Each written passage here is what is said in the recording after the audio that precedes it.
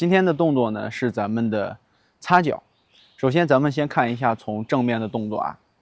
高探马变擦脚，在新架当中，它是结合了小肚立圆的螺旋。好，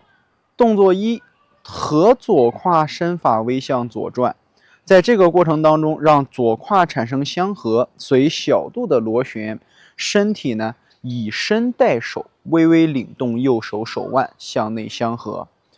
当小肚转到了左侧，顺势收腹领气，收腹领气，然后将气息向上提。提的过程当中，身法随小肚上领形成相合，合右胯，向右产生螺旋。此时咱们的右手产生了一个向左领腕相合的动作。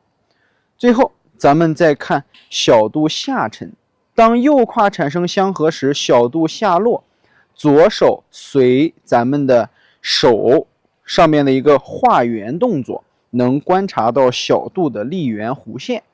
那么之前跟大家讲过，当小肚转到右侧的时候，每一个螺旋跟手腕有一个结合点，所以最后当小肚向右侧放松下弧螺旋的时候，右手手腕由上转顺缠放松下沉，这是右手的螺旋弧线。那么再看左手，咱说了，手离小肚越近，那么它的立圆螺旋就是小肚怎么转，手就怎么转。所以当手合在左侧当胯的时候，随左领，小肚随着咱的小肚立圆打一个完整的走，先逆缠合小腹，好，再转顺缠随小肚右转，再螺旋还原回正，又形成了一种立圆相合的动作。那将两手配合到一起，就形成了身法微向左，领小腹左螺旋，小肚上引，两胸肩产生相合，随后再松右胯，再产生对拉螺旋下沉打开。这个时候咱说过，小肚立圆它是一个完整的立圆，所以沉到右侧以后不要停，继续合左胯，领两手产生相合，合于身前中线，身法微向左侧前方，再松右胯，两手掌背相合，捧于身体的右侧斜前方，继续进行当胯松沉。好，两手顺势放松下沉，身法左转，左手逆缠按掌，右手顺缠下落，左手过中线转雕手上提，右手沿右膝上方转托掌上捧。好，连起来咱们看一下，两手随肚腹的这个螺旋进行一个立圆。好，走，放松下沉，螺旋领腕，领手外捧，放松下沉，螺旋雕托上提。你看这个动作，它是不是跟咱们这之前学的懒扎一的身法从变单边非常相似？所以呢，它这个地方其实说白了，和咱们前面学习的弓马步进行立圆螺旋的方式是一样的，只不过这时候变成了左腿是虚脚了，所以大家要注意，千万要切记不要养成习惯，重心往左一螺旋，啪就沉到左脚的虚部上了，这样很容易对左腿造成一个膝盖上的挤压。始终保持重心右腿，身法螺旋，让身法在右腿吃重的前提下来做好这个动作。好，那么我们回到雕手上捧的位置里，下式它不再像老架一样领手螺旋立圆盖步了，它是成为托掌之后，将重心还是合于右腿，两手随身法的领腕上捧，同时轻松右胯领左膝拖到这儿。好，两手领腕捧出，轻松右胯领左膝，对拉打开。随后松沉右胯，跟左脚老架一路盖步的方式是一样的，先松胯，随后盖步落左脚脚后跟外侧。好，随后两手相合，重心前移。注意看，老架当中咱们强调过，两手相合以后，下沉是产生了一种老架当中咱们强调过，它这儿呢是一段以身带手的胸腰折叠，但是在老架当中体现的不清晰，在新架里面大家可以看到重心现在来到左腿了，哎，胸腰折叠，胸背螺旋，折叠下沉，双手逆缠顺势外捧。侧面看，正面看的可能不清，但是侧面一眼就看出来了。哎，盖步以后，好，先松沉，让肩膀和胸背在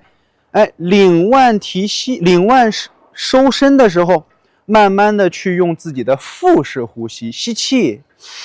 腹腔下沉啊，吸气，腹腔下沉，产生一个放松、折叠、螺旋下坐的过程。看，光看肚子，它是一个这样的。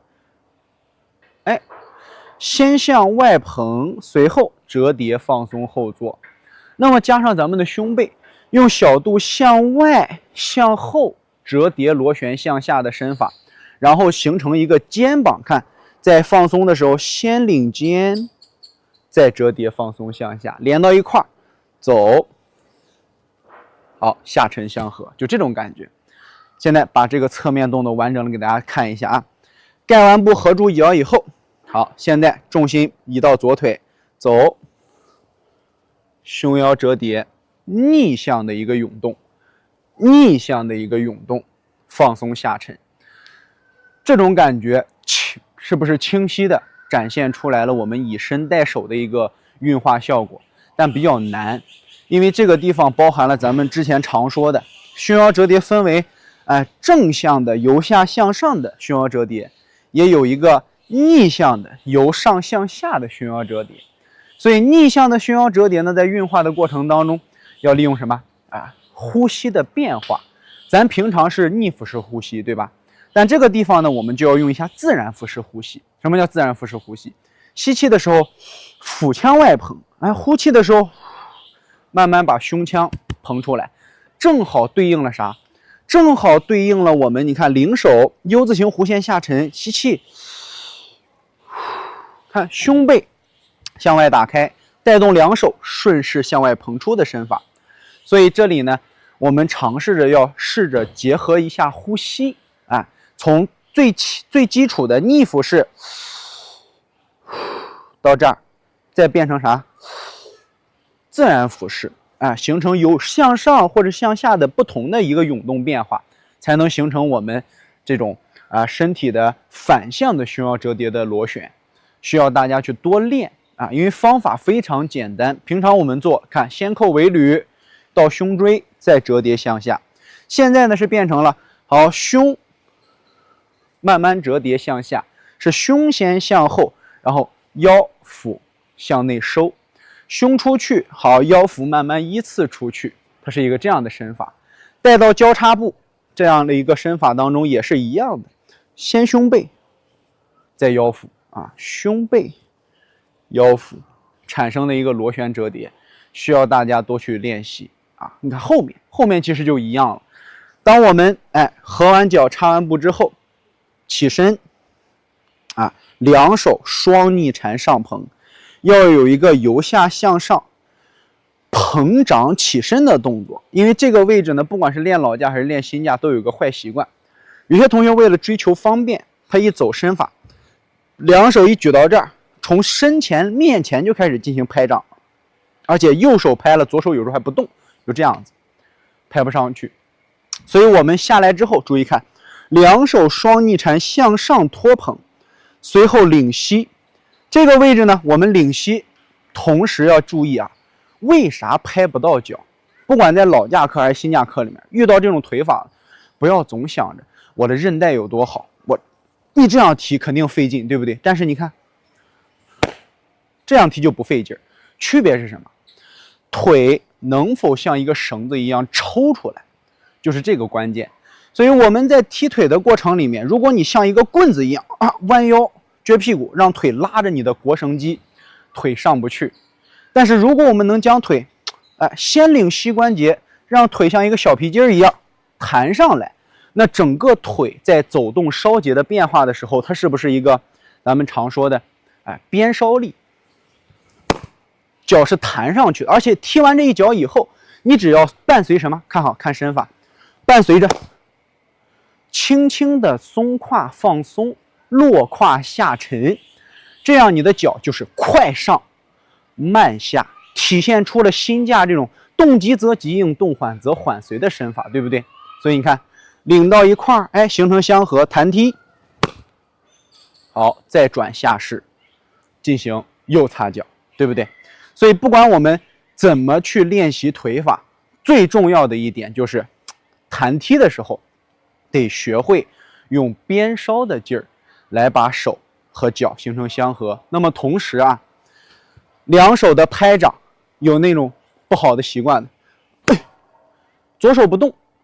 你想想，你在踢腿的时候，怎么样才能让你往脚下生根和地面？是不是你身体得往下去沉一下，产生一种像钉钉子一样的感觉？那你光拍右手放，是不是一侧偏沉？那如果我们两手能够同时，这时候你是不是像一个钉子一样，随着两手的放松下沉的单手开始往地上钉了？哎，那我们现在把手同时起来，好，弹踢，是不是整个身子控得很好，对吧？右脚就可以不落地，背后再看一下，哎，领起来，放松下沉，就是想怎么踢就怎么踢，只要你是弹上去的腿都没有问题。那么最后就是大家常问说，老师，我这个脚啊，到底是踢到我的正右侧还是右斜前方啊？当然跟大家去说啊，太极拳有没有让咱们敞裆练拳？没有，它不强调让我们去把裆胯敞开去走，它强调的是我们的裆胯要始终产生一个折叠相合。所以你把裆胯合住以后，你往外踢，你会觉得是不是裆胯拉伸的很不舒服？太极拳会让那种咱们很不舒服的这种情况不会？不会。所以学会啊折叠的时候，你的步伐在交叉盖步的时候，看到没有？脚尖都是自然朝前的，所以裆胯要产生合劲，它必须得稍微在提膝的时候，你看离裹一点。那在这个过程里面，你的右脚在哪？右斜前方45度，或者大于右斜前方45度多一点，但是小于90度。你看身前中线、身外侧线啊，这是个90度。你的脚大概就在这个位置啊，不要大，不要等于90度，90度以内，45度或者是45度以上都行啊。这是我们踢腿的方向，连在一起，相合下沉，弹踢放松，转下势。所以连起来看啊，大家再看一下啊，心架当中的螺旋，合手，外蓬，雕托，亮，沉手，合胯，逆向胸腰折叠，起身，弹踢，放松下落，是不是整个动作就很舒缓，而且走的动作以后非常具有连贯性，像流水一样。心架一路擦脚。